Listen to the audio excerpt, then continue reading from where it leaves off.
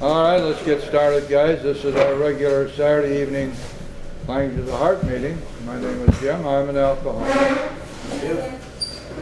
And we meet here.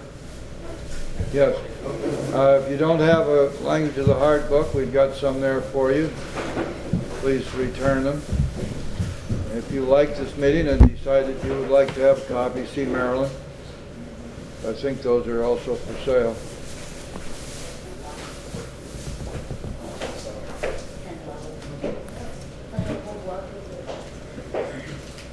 Please join me in a moment of silent meditation. We'll say the Serenity Prayer together. Thank you. Serenity Prayer. God, grant me the serenity to accept the things I cannot change, courage to change the things I can, and the wisdom to know the difference. Amen.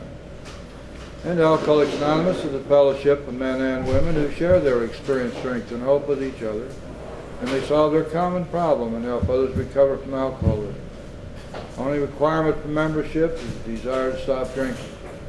There are no dues or fees for a membership. We are self-supporting to our own contribution. And AA is not allied to any sect, denomination, politics, organization, or institution. Not wish to engage in any controversy, neither endorses nor opposes any causes. Our primary purpose is to stay sober, help other alcoholics to achieve sobriety. And who would like to read how it works tonight? You've got your big book here. Go ahead. Rarely have we seen a person fail who has thoroughly followed our path. Those who do not recover are people who cannot or will not completely give themselves to this simple program. Usually men and women who are constitutionally incapable of being honest with themselves. There are such unfortunates. They are not at fault. They seem to have been born that way. They are naturally incapable of grasping and developing a manner of living which demands rigorous honesty. Their chances are less than average. There are those, too, who suffer from grave emotional and mental disorders, but many of them do recover if they have the capacity to be honest. Our stories disclose in a general way what we used to be like, what happened, and what we are like now. If you have decided you want what we have and are willing to go to any length to get it, then you are ready to take certain steps. Some of these we balked. We thought we could find an easier, softer way, but we could not. With all the earnestness at our command, we beg of you to be fearless and thorough from the very start.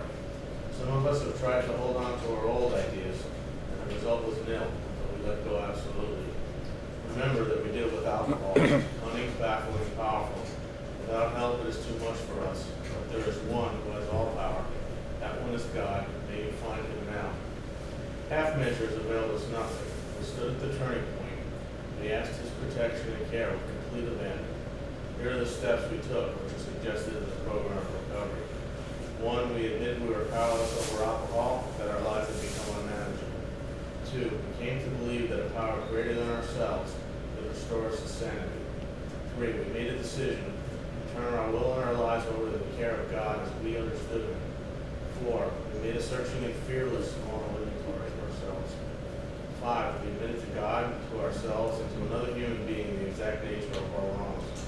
6, we're entirely ready to have God remove all these defects of character. 7, humbly asked him to remove our shortcomings. 8, made a list of persons we had harmed and became willing to make amends to them all. 9, we made direct amends to such people wherever possible, except when to do so would injure them or others. 10, continued to take personal inventory, and when we were wrong, promptly admitted it. 11, sought through prayer and meditation to improve our conscious contact with God as we understood him, praying only for knowledge of his will for us and the power to carry that out. 12, having had a spiritual awakening as a result of these steps, we tried to carry this message to alcoholics and practice these principles in all our affairs. Many of us exclaimed, "Good in order, I can't go through with it." Do not be discouraged. No one among us has been able to maintain anything like perfect adherence to these principles. We are not saints. The point is that we are willing to grow along spiritual lines. The principles we have set down are guides to progress. We claim spiritual progress rather than spiritual perfection. Our description of the alcoholic The chapter to the agnostic, our personal adventures before and after made clear three pertinent ideas. A, that we were alcoholic and could not manage our own lives. B, that probably no human power could have relieved our alcoholism. And C, that God could move it for yourself. Good, thank you very much. Open your books up to page 251, please. Language of the Heart book. If you don't have one, there's one right there for you. The article written by Bill Wilson in 1961, God as We Understand Him, the Dilemma of No Faith. Before we get any further, let's remember that this book, The Language of the Heart, is a collection of all of the writings of Bill Wilson for the Grapevine from 1944 through 1969. And it contains material that appears nowhere else in any publications. The only other place you could find this would be if you were to get back issues of the Grapevine. Now, this business of God as we understand Him, before we begin to read, remember where that comes from. We read in Bill's story that he was an agnostic. He was having great difficulty with this idea of God. His friend Ebby said to him, Bill, it's only necessary that you adopt your own conception of God, whatever that might be. And that changed everything around for Bill, because he wasn't being told or asked to accept somebody else's definition or conception of God. He could choose his own, and this is what turned the corner for him. In addition, his friend Ebby said to him, it's only necessary, Bill, that you be willing to believe that there just might be a power out there greater than yourself. And it was that willingness which he said will be all you need to get started. Now, as we go through the steps, we see this phrase, God of our understanding, God as we understand God, and so on. And so Bill wrote this article to give us some idea of what that means. I think it's important for us to understand that a great man once said that if we hear something, we are interested. If we see it, we believe it. If we experience it, we understand it.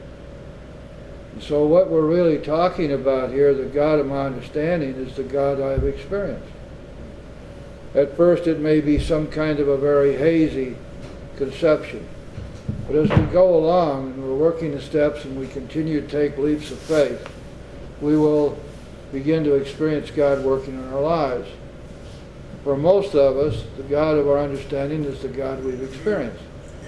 We don't pretend to know God in the sense of being able to describe Him, except in general terms as love, for example, or all power, all knowing. But our understanding of God really means the experiences that we've had with Him.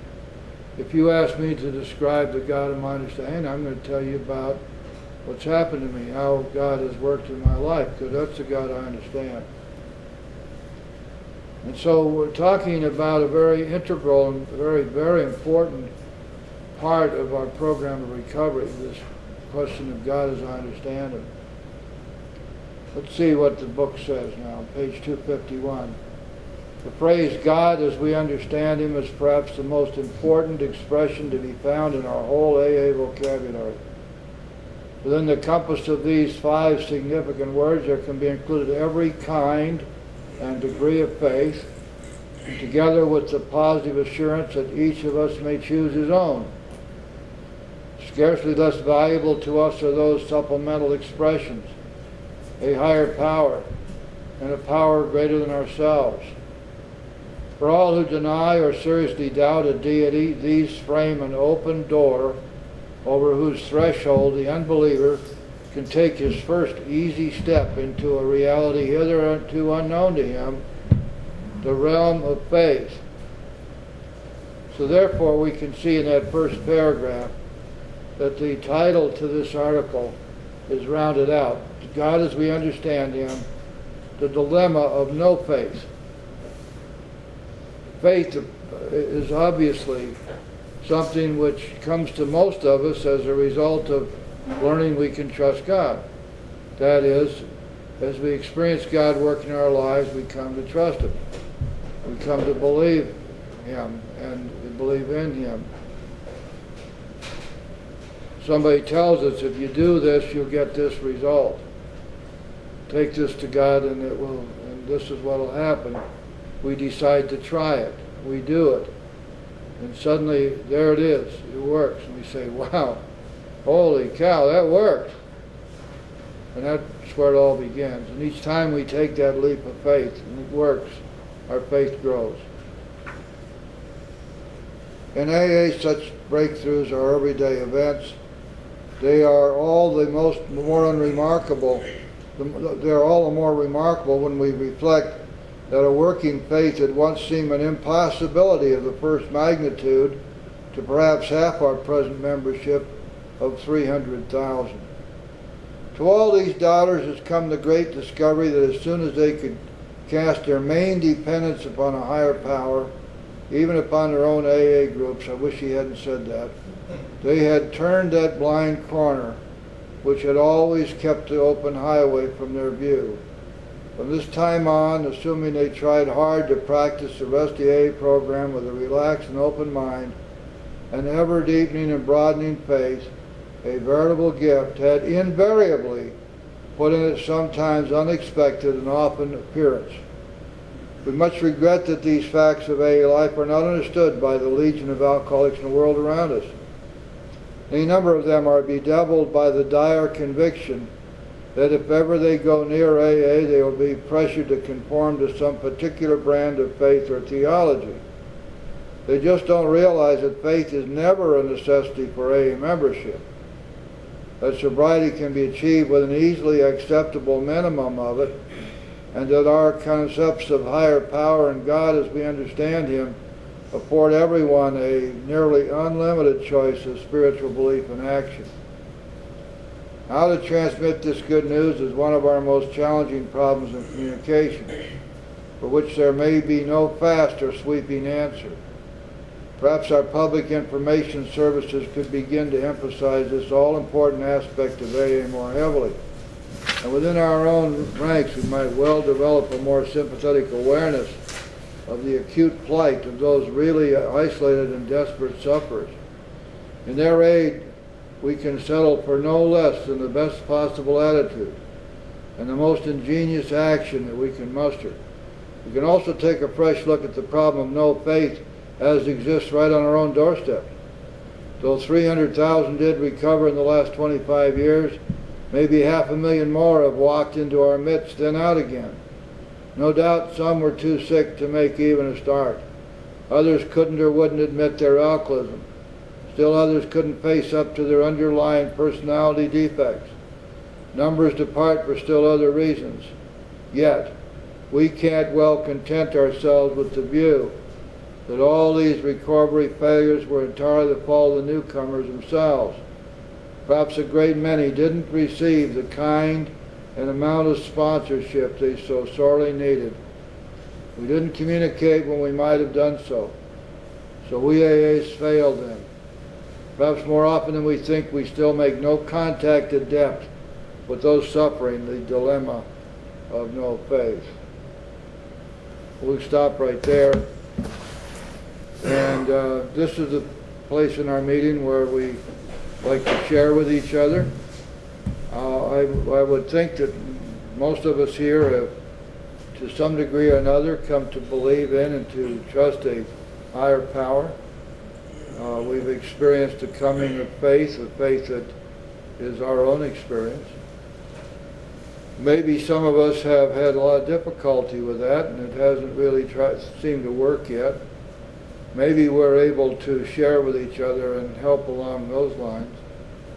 I'd like you to keep in mind this, that there are a few people in AA who have formed what they call free thinkers groups, and most of them profess to be at least seriously agnostic, but most usually atheist. Atheism is a very tough position to hold, I would think, in light of the face of all the evidence around us that there's something going on. But nevertheless, there's something happening with them too, and it may be well for us to keep it in mind. You remember that in chapter 4, the big book tells us that we're going to find God deep down within ourselves, that's where His Spirit will be found, and it was so with us, it says. And these folks are talking about having found their better self. And when I have a chance to talk with them, I try to compare that with what we find, because as our big book says, that we get to the 10th step, we become God conscious. We found we have a sense of God's Spirit flowing into us. We find God deep down inside ourselves, just as the big book says. Maybe their better self and our higher power is a recognition of exactly the same thing. And I'm not sure, but it might be something to contemplate.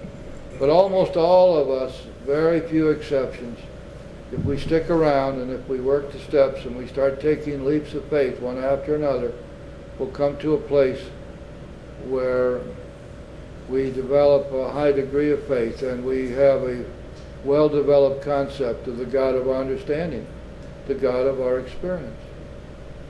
That's the way it seems to me. Who would like to start the sharing now? Thanks, Kenny, for coming up all this morning. I woke up and I've been reading the chapter a day, and I decided I was going to read the chapter to the agnostic this morning. The reason I came tonight is because I thought that this subject was particularly pertinent to that chapter. Bill talks a lot about organized religion, who are we to doubt the existence of God when so many other people will find it working in their lives. He talks about finding God within yourself. I've been having trouble lately because I quit my job a few weeks ago. I don't want to get into a whole lot of detail. It doesn't really matter, but I find myself in a particularly difficult place with fear and financial insecurity, two things which have really held me back, I think, during all the time that I've been in AA so far. And, what I found in that chapter this morning, and through the reading so far, is that I'm really going to have to come to this understanding of God by myself. I have a sponsor who I know has the God thing. I don't necessarily want what he has, but I certainly want to be able to find a God which I can come to rely on absolutely. And I think during the next couple of weeks, given the position I'm in, I'm going to have a good opportunity to get that kind of experience, which is going to strengthen my faith. And I really did a lot of prayer and meditation this morning. And my meditation was simple. It was, God, I am seeking you. You were there, but now you are here. And I kept saying that over and over and over to myself. And I found that I've been able to use it a couple times during the day. I've also started to do some things which people have told me to do. I had these 2 significant opportunities this week to help other people. And I didn't want to do that, but I did it because I knew that that's God's will for me. And I need to bring my actions into line with what I know to be true inside myself in terms of what God's will for me is. So I think this is just a really good opportunity to read this. Good. I'll refer you to, just take a look at page 179 in Language of the Heart, please. Because Bill addresses this very same subject. And I think this is good material for us to study tonight. In the middle of the page, the second paragraph. Though my sobriety had come easy, this is page 179. Though my sobriety had come easy, the growing up business hadn't. Both emotional and spiritual growth had always been mighty difficult for me. My quest to understand myself and better to know God and His design for me became a matter of great urgency. The clergy, I reflected, must represent the accumulated wisdom of the ages in matters moral and theological, so I began to make friends with them, this time to listen, not to argue. I can happily report that one of these clergymen has turned out to be the greatest friend, teacher, and advisor I ever expect to have. Through the years, I have found in Father Ed Dowling much of the grace and understanding by which I can grow, if only a little at a time. By the way, from 1940 through 1960, Bill considered Father Ed to be his sponsor. And there's a book out called The Soul of Sponsorship, which is a collection of letters and memoranda back and forth between Bill Wilson and Father Ed. And a lot of it is during the time that Bill was writing the 12 and 12. Gives us great insight into the serious problems that Bill was having at the time. He was suicidal. He was deeply depressed. He was experimenting with LSD. He was flirting with the idea of becoming a Catholic. And we can see that much of the 12 and 12 was actually written and edited by Father Ed, not by Bill. So Father Ed, but Bill always gave Ed credit for having pulled him out of this depression and teaching him that it was his dependence on the fellowship and his place within the fellowship that was causing all of his problems. And later Bill wrote about this and said that every disturbance he had, great and small, at the root of it was some unhealthy dependency he allowed to develop. And it was his dependency on his position in the fellowship that had caused all of his difficulties. So Father Ed was of enormous importance. Now, Ed Dowling was not an alcoholic. He was a Catholic priest based in St. Louis. But he got a lot of the AA in St. Louis started. He was instrumental in doing that. That's why we have so much Catholicism in the 12 and 12. Things like 7 deadly sins and the St. Francis prayer and some of the other stuff that's in there. Some idea that of original sin and so much that we don't find in the big book. And Father Ed was just doing what came naturally for him. He died in 1960. Bill says he's the finest living example of spirituality I happen to know. He's often set my feet back on the path when otherwise I might have gone off on an indefinite dry bender. His characteristic that he has never in all these years asked me to join his church. Well, that was true. Bill had the idea to become a Catholic. Ed wasn't trying to get him to it, but the Archbishop of New York turned Bill down finally. Said, you just aren't willing to go as far as you have to go to become a Catholic, so he had to give up the idea. Therefore, it is with the deepest feeling that I here cast up AA's debt to the clergy. Without their works for us, AA could never have been born. Nearly every principle that we use came from them. Well, not from the clergy exactly, it came from ancient history, because these steps are spiritual principles that go back as far as written record, probably even before when everything was word of mouth. Their example, their faith, and their beliefs in some part we have appropriated and made our own. Almost literally, we AAs owe them our lives, our fortunes, and such salvation as each of us has found. Surely this is an infinite debt. I think Bill overstates the case there a little bit, but then maybe not. So, that's enough of a digression, but one of the things we do in this little group is it's a free-swinging type of discussion. And everybody is free to share when the Spirit moves them. And we don't put any time limits on anything, and you can double dip all you want. It doesn't matter. What we're trying to do is to make some sense of some of this stuff as we go along. Who's next now?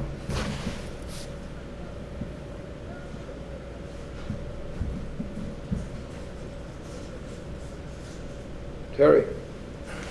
My name is Terry, and I'm an alcoholic. And I have to share something that's kind of disturbing me. And I know it's a little self-centered, but it seems like nobody is talking about it, and it it's really bothering me, but it comes something like what's in here, and I'm just going to read this real quick. Perhaps a great many didn't receive the kind of amount of sponsorship that they solemnly needed. I had a really great sponsor, and now I don't have him anymore, and he's gone. And I really, really miss him. And you know, just I needed to share that.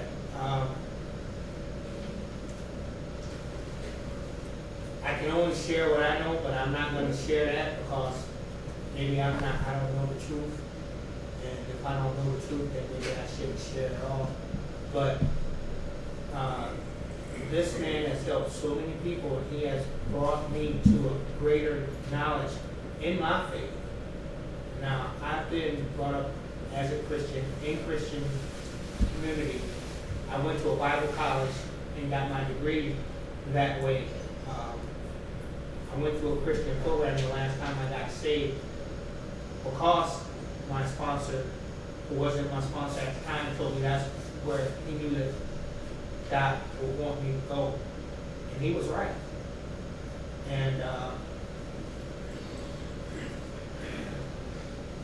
you know, sometimes my faith is wavers because right now, as this gentleman, I'm unemployed. And God is taking care of me. I don't know why I'm not kicked out of the halfway house because I can't pay my rent. But I still have hope in me. And my hope is not fading. It's even stronger because I know that if I got put out tonight, that tonight I wouldn't drink because my God has separated me, as you talk about so much, from a drug or a drink. He's in the middle because I asked him in the morning, I meditate, and I thank him at night, and I asked him to take that desire away, and he has. And the rest of my life is so much falling apart. It's like I know that I'm doing the right things. I'm doing exactly what you guys tell me. Go to meetings, share, pray in the morning, meditate. I even got I take meetings into a place. I've got a sponsee. I do everything. I call my sponsor. Well, I did. I used to see him every day. But I know I'm doing everything, and my whole life is falling apart. But this one thing I know, God, my God, has separated me from drug drink. And my sponsor told me, he said, if that's all AA has given you, then that's exactly what you should have. Because the only responsibility to come to AA is not to get a girlfriend or a car or a job. It's to help you stop drinking. And to build me in my faith, which he has done. But, you know, yesterday I came in here and I was just hurt, and I still am. And I just need to share that to get it out so somebody just know it. And I just thank God for people like you that work the program. I see people that the promises have come true. For some people I don't see it in. But you know, that's all right because I know that every day I wake up and I didn't take a drink, that there is a God, He's living inside. And I just need to share. Thank you, Terry. Who's next now?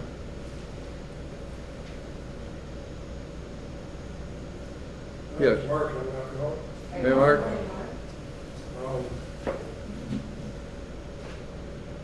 I know me personally, but the thing that I want out of AA and working the steps is to have a very spiritual life. I know that in the past, when I've done a lot of praying and I've sought God, and usually when things happen in my life that I considered them to be something going wrong at the time, I would continue to pray to God and ask Him for the answer on what is the true meaning of this? Why is this happening in my life? And He has always answered my prayers. The thing is, if I got what I wanted in my life, I would be totally miserable. In my mind, if I got everything I wanted, I would truly be a miserable person. The things that I've gotten are the things exactly what I needed. And they've all been blessings. A lot of it has been very painful, and I don't like pain. That's one of the reasons I used alcohol and drugs, is to not feel pain, emotional pain, physical pain. But I've always grown spiritually through the pain. And I have always found that I got exactly what I needed when I needed it. And you know, today lately I've been trying to get out of myself and want it for myself, and I've been praying to do God's bidding. You know, may I help to do His bidding, and He continues to put people in my life that need help, and at the same time, it gets me out of myself, and it keeps me occupied, and it keeps me from being lonely, and it also teaches me the things that I need to learn at that time. But, you know, I'm amazed at the wonderful things that God does with my life. It's true. It never ceases to amaze me. He has always taken care of me, and it's been a beautiful fight. Thanks for letting me share. Thank you. Thanks. I'm Raymond, I'm good to be here tonight. It's 3 years since I've looked at this script, you know. It's about myself that I have life since I've looked into this book. It's a good topic to talk about today. Because like you were talking about experiences, I definitely agree with what you're saying, because over the years I don't speak unless I've had that experience. I only speak from experience, because I cannot make a comment on something I haven't experienced and I know about it, see? And I didn't come to go to bed right. I took a lot of meetings and all that until I got there. And the reason how I got there and how I got there is because after marriage, and because of the slogan that I used to go to the bar 9, and just reading on the wall, and I had no idea what it meant, you know, faith without working together. I had no idea what it meant.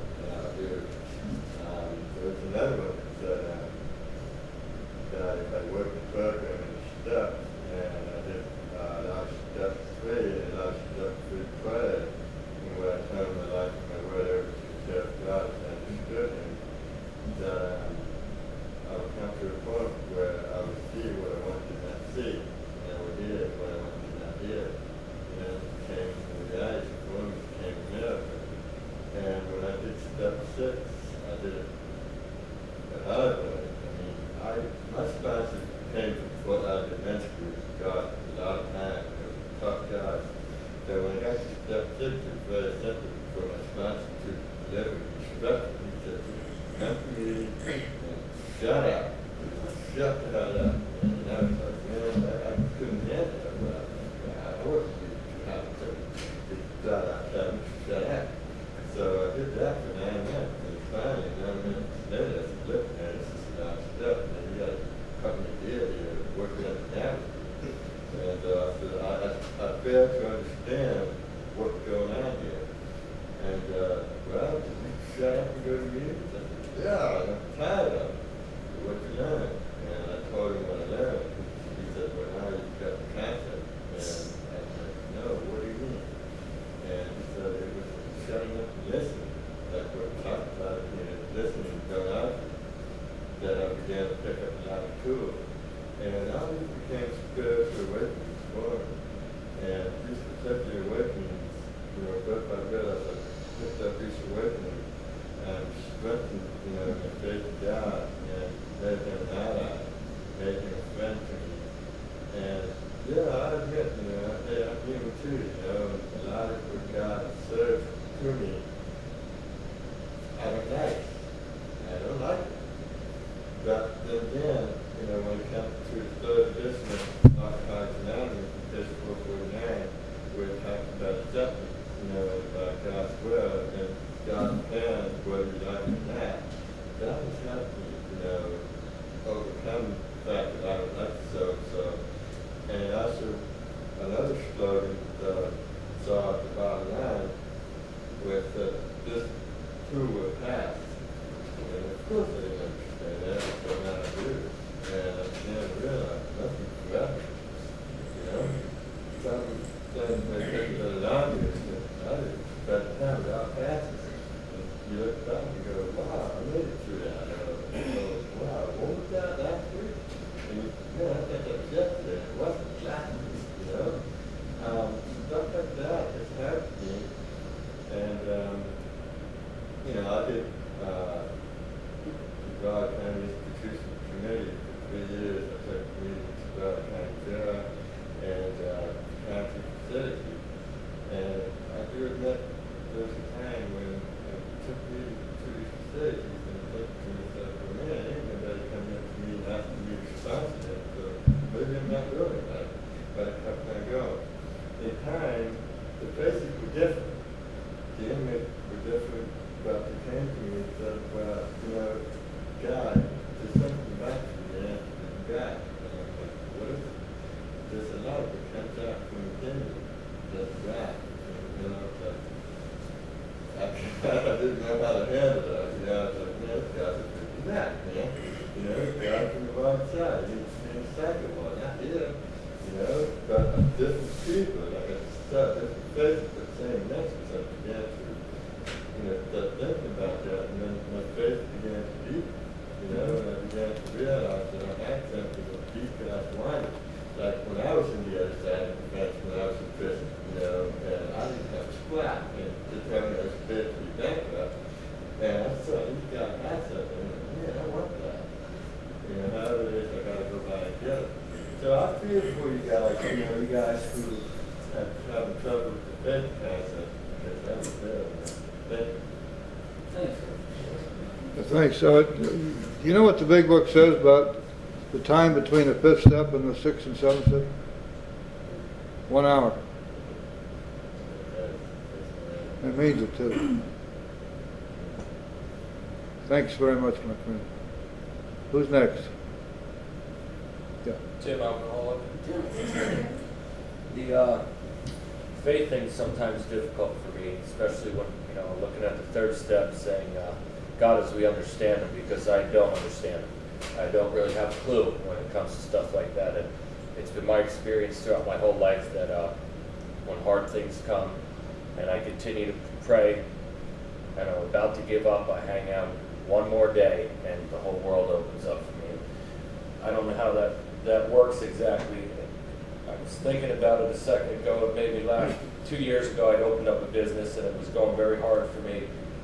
I didn't have much money, the car was having problems, and I was having a bad day. Everything went wrong that day, and I prayed, and I was periodically drinking at the time. I said, God, just whatever you want to do, it's in your hands, and I just put it out there, and I've been thankful over the years that I did keep going to church. And I just gave my day to God, and I said, it just can't get much worse. Just, you can have my day, and it's okay, whatever happens, happens. And I went to the mailbox about 15 minutes later, and there was a check in there for $5,500 from something that I had won, and they gave me the cash alternative, and it was like, as soon as I gave it up, and I'm thinking, I just started to laugh to myself, I could use one of those checks right now. But I find for myself that if I go for a walk, and I just look at the sky or the ocean, I get away from all the insanity and my student loans and the eviction notice and all these things that have come up, and just since I've been recently sober, and once I get away, then it's okay. I get a feeling of peacefulness about myself, but if I'm looking through the bills and I'm trying to, there's not anything I can do about it right now. It does help me, and it takes a lot of work for me to actually get up off the couch and go for a walk. It does take a lot. I notice that I feel better. It doesn't make any of those problems go away, but I can deal with them. And talking with somebody in the program that has significant more time than myself and has been there. But as far as God as I understand Him, I kind of just pray for the willingness, and I pray to get closer to God, because I want to be away from all that fear. That's the biggest thing for me that I'd like to get out of sobriety. The fear of people, the fear of economic insecurity, the fear of what the future will hold. And 10 years ago, I had 3.5 years of sobriety. I remember there was periods of serenity and things that I had in my life that were that people wanted of all ages. And I was 21 with 3.5 years of sobriety, and I stopped going to meetings, and I went out. I went to meetings a couple times a day for 3.5 years. I stopped for a couple weeks and I went out. It took me 10 years to get back. So I can relate to the problems of, with the sponsorship and finding somebody, because myself, I want to find the all perfect sponsor and stuff. And I don't know what God's will is and things like that, but I'm just going to keep coming, keep listening. Thanks. No, thanks. Who's next? You're next. Hi, I'm Chris. Hey, Chris. I'm an alcoholic and addict. And I don't know if it was yesterday morning or this morning, because I read Faith to Faith every morning when I get up. The daily bread. And it was either yesterday or today. And it said that God said to Peter, Peter says, "Is that you out there on the water, Lord? Can I come out there too?" And he says, "Yes, it's me, and you can come out." And it was talking about the faith that we have in God. And I've only been out of jail 2 weeks. And when I was in jail, I asked God, what's just not working my way? Anything, I've been in and out of these doors for the past 20 years, many times. And it just wasn't working my way. And I guess when I went to jail last time, I just told God, here's my life. It's just not working my way. I got to do it your way. And I know it's for the grace of God and then my faith that I totally have all faith in God. I know my ways, it's just not going to work. So every day I get up and I put my God's your way. 2 weeks, I've been looking for a job. Yesterday I got a job. Now I don't know how well that job's going to deal with me, but I got a job. And I don't know how I'm going to do that job because I'm not a telemarketer, but I guess as long as I just say, God, here I am, every day, So I'm walking the path and you do the rest, because that's what you do. God sees that it's awful for me that I live right across the field. 20 years ago, I lived right across the field and I couldn't get it. This place was here. I ended up going to prison twice because I didn't want to, since I wasn't a probation officer. Here I am. All I got to do is wake up in the morning and then leave out the door, and I can be right here. And I'm sure that's only through God that's happening, because I put my faith in Him, because I didn't do it before. It's turning that will, my will on in my life over to care of God, as I understand Him. And I just know He's got some kind of plan for me, because He got one very good. All I got to do is keep having faith and keep doing what I need to do for me to keep Him in my heart. And I'm so glad that I get to come to these meetings now. I make 2 meetings a day usually, and I had never done that ever. Like I said, I'm coming in, I make 2 meetings a day, and I'm glad to come. Figure that out. I can't figure that. And I'm not drinking or drugging, and I really don't even care if I drink or drug. It doesn't. When I say I don't care, I mean that God doesn't go in my mind. I just don't. I have so many things that I can do now. To have somebody say, "Oh, my girl says, is Chrissy coming over? Is Chrissy coming over? She's coming over to take us in the court." These 2 little girls. It's just such a good feeling to know that you're able to help somebody else or do something for somebody else, and because there's really a good feeling inside that somebody trusts their children with me. I have a 7-year-old that's living in Pennsylvania with my mother because I didn't want to stop drinking or drugging. With that I have guilt. And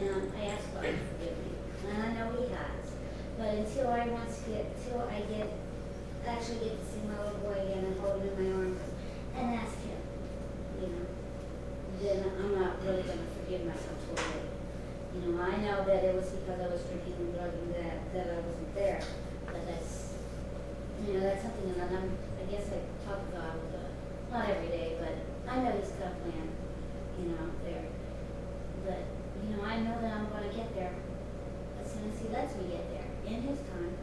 And like what you were saying about, God, if I got everything that I wanted, you know, it's not what I want, it's what I need to have and what God wants me to have, basically. If that made any sense. Thanks for letting me share. Yeah, thank you. You know, if you turn to page 241 in Language of the Heart, this problem of no faith and no belief, Bill addresses this in a very beautiful way. The third paragraph is talking about somebody who may have an idea that there's a creator, but not any God, certainly no God personal to him. Well, he can strenuously try meditation, prayer, and guidance, just an experiment. He can address himself to whatever God he thinks there is. Or if he thinks there's none, he can admit, just for experimental purposes, he might be wrong. This is all important. As soon as he's able to take this attitude, it means that he stopped playing God himself. His mind is open.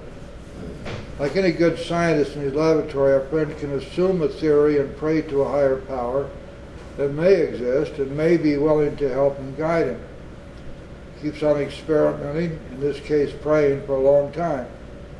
Again, he tries to behave like the scientist, an experimenter who is never supposed to give up, so long as there is a vestige of any chance of success. As he goes along with his process of prayer, he begins to add up the results. If he persists, he will almost surely find more serenity, more tolerance, less fear, and less anger. He will acquire quiet courage, the kind that doesn't strain him. You can look at so-called failure and success for what they really are. Problems and calamity will begin to mean instruction rather than destruction. He will feel freer and saner. The idea that he may have been hypnotizing himself by auto-suggestion will become laughable. His sense of purpose and of direction will increase. His tensions and anxieties will commence to fade. His physical health is likely to improve.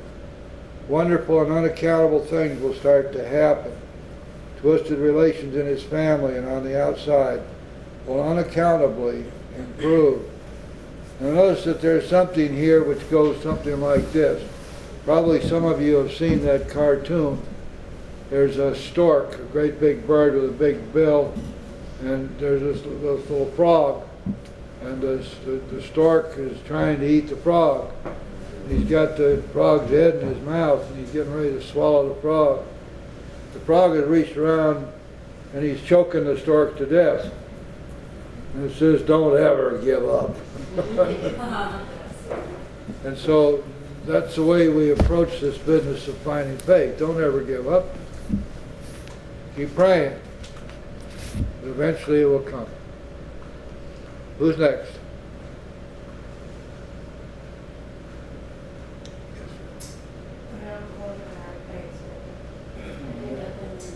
And as far as my faith goes, I don't know. You know, I keep on keeping on. You know, I do the next right thing. I do what I'm told. You know what I mean? They say thank you instead of fucking assuring. And you know, just a lot of behavior modification right now. And like the God in my life continuously comes to me through other people, smart little things. And I'm forever reminded that He loves me. You know, even if I don't have the relationship that I want to have with Him, I know He loves me and He looks out for me. And like now I'm a full-time student with my own apartment and an honest job, and everything in my life is honest. You know, and that just moves me every day I wake up. This isn't right. You know what I mean? I'm the junkie under the bridge. I'm the reason you don't go down dark alleys at night. I'm not a full-time student with a job, you know, and that's God completely. Because it's not like anybody does it seem like I made the decision to do what I'm doing right now. And I'm just amazed at the relationships I have day in. And I have a sponsor that I love. I love my sponsor, you know. And I never had that. I never wanted to talk to anybody or let you know what I was feeling because it was none of your business anyway, you know. And you know, I'm not so hard anymore. You know, I want to develop relationships, and I'm not so full of fear and anguish. And I'm really grateful for it. And that's gonna be that. You know, doing all this stuff in my life because one of the people in my life and the school and everything in my life, like, it's gotta be God. Because I don't do this. I get high. You know, that's what I do. And I'm totally moved every time I walk into a meeting and listen to somebody's experience, you know, regardless of what it was, how it got within them. And it just moves me. I just would sit there and oh, wow, that's so awesome that he's been here all this time. And I've just been like, whatever. And I'm grateful. I'm so grateful. Like tonight, like, I didn't want to do this. I didn't want to come to a meeting. I wanted to stay home and study and sleep. You know, going to a meeting. You know, and then, I don't know, somebody came over to me and just told me, you know, maybe just get up and dress, go down there. Do what you're supposed to do. All right. So I get up, I get dressed, and I'm sitting there. You know, and now I'm like really grateful that I came. And it's just like, you know, this, you know, wow. You know, I'm just, thanks for letting me share. Okay, thanks very much. Listen, I want to thank all of you for a wonderful meeting. Lots of great sharing. Let's pay the rent, and then we will close the meeting.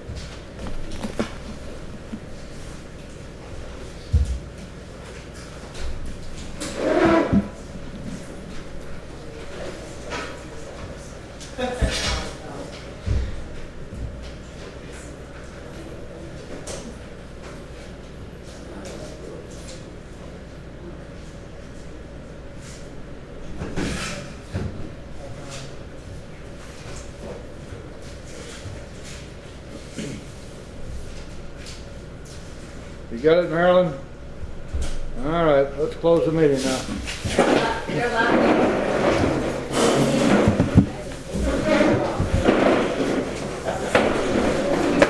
Come on now. You did not.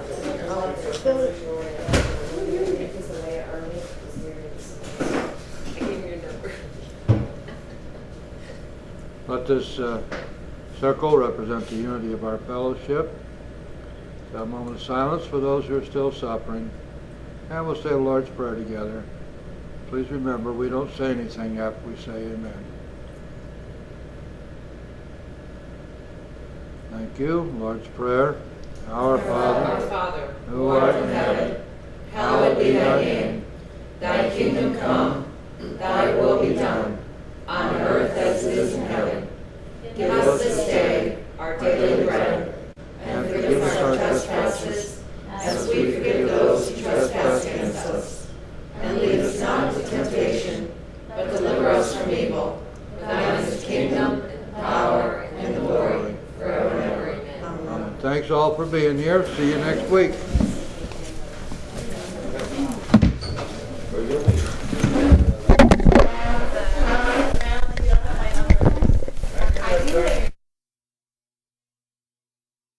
Oh, okay, well, Yeah. I gotta be here, why not you? Well, I would have, but I had to go eat. Had to go eat something. Oh, okay. Do a little bit of shopping. Oh, yeah. Yeah, like, this is one of the benefits that you get from being clean and sober is that my friend that I live with is an older lady and she's a great-granddaughter. She's got two great-granddaughters, like 5 and 4. And 3 times a week I go over to their house and babysit. And I get to play the pool with them. So when Here the she adults is. who are not complete to play the pool. Good to see you guys tonight. The other How you feeling? I wouldn't. Oh, okay. How are you? fine.